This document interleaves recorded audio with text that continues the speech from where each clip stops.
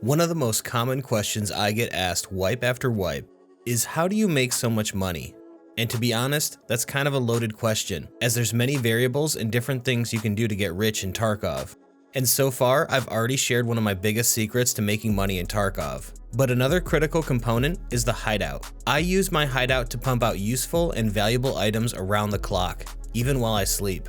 So today, I'm going to share with you what crafts I utilize in the hideout. Before I get started, let me explain real quick how to level your crafting skill.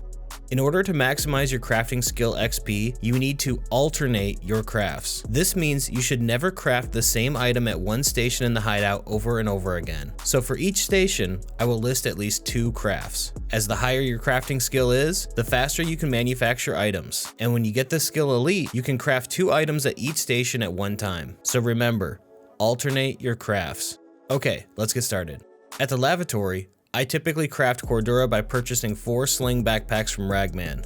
Your total investment is only around 10k, but Cordura can sell for 20k normally, but can go as high as 40 to 50k if you sell your Cordura 30 to 15 minutes before a Ragman refresh, as Cordura is essential for many high-end barters. For my lavatory alternate crafts, I will rotate between crafting shampoo, bleach, and aramid, depending on what materials I have on hand. If I have no materials on hand, sometimes I'll buy a gas mask and quickly craft a gas mask filter, then immediately switch back to Cordura. For my overnight crafts, I will craft either a magazine or grenades case if I have empty fuel cans available, or a water filter. The water filter doesn't really make any money, but since it's a long craft, it will contribute towards my crafting XP better than other items.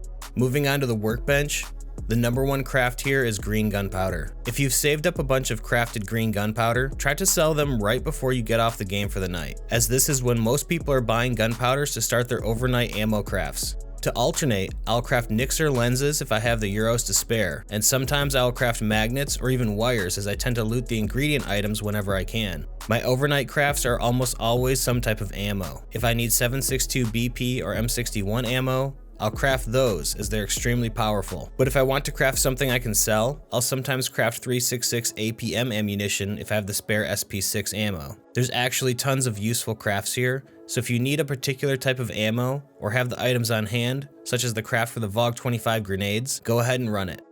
Next up is the Intel Center. There's pretty much only 2 crafts that I run here. First, I craft the 3 flash drives. Once I have those, I craft intelligence. Just keep alternating between these 2 crafts. Easy peasy. At the med station, I craft piles of meds and then alternate with either AI2 cheese medkits, SJ6, SJ1, or Propital crafts depending on what I need and my supplies. If you can, try to only use ibuprofen and golden stars for your primary painkillers on your PMC, but once they get down to 1 or 2 uses, save them for the Propital craft. You can use the profit from the Propitals to buy more painkillers, or just use the stims. Be sure to save a few Propitals for the SJ1 craft, and then use the SJ1s to craft SJ6s. I use way too many SJ6s to sell them, but if you're not a Tarkov drug addict like me, you can sell the SJ6s for a tidy profit. For my overnight craft, I typically make defibrillators, so make sure you hold on to a few power banks and magnets that you find. The nutrition unit can be a little difficult to make profit with, but I always craft something here even if it won't turn a profit, as it will contribute towards my crafting XP. I craft a lot of sugar from the Alyanka bars, although sometimes if you have to buy both bars, it'll be more expensive than just buying the sugar. I usually loot some silicone tubing, so emergency water rations are a good alternate craft, as well as the NRG drinks, especially if you want to craft mule stims at your med station. As you can see, a lot of crafts can complement each other, so always be aware of something that you can craft that can be used in another recipe. For my overnight craft, I'll usually make 20 hot rods.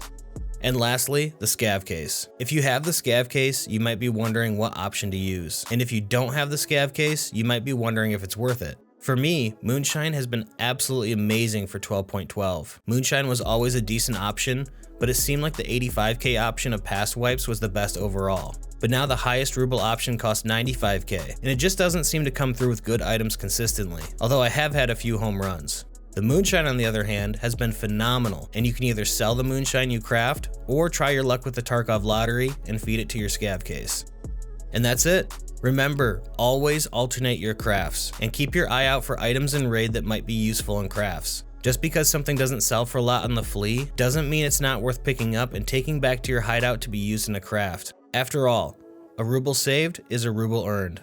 I hope this little guide helps you out and you can start mass producing items from your hideout. If anything changes here, I'll be sure to update you guys, and if I miss something, or if you think another craft is better than what I do, make sure you let me know in the comments below. Ragman's about to refresh, so I gotta get going, but until next time, I'm Jeff with EUL Gaming.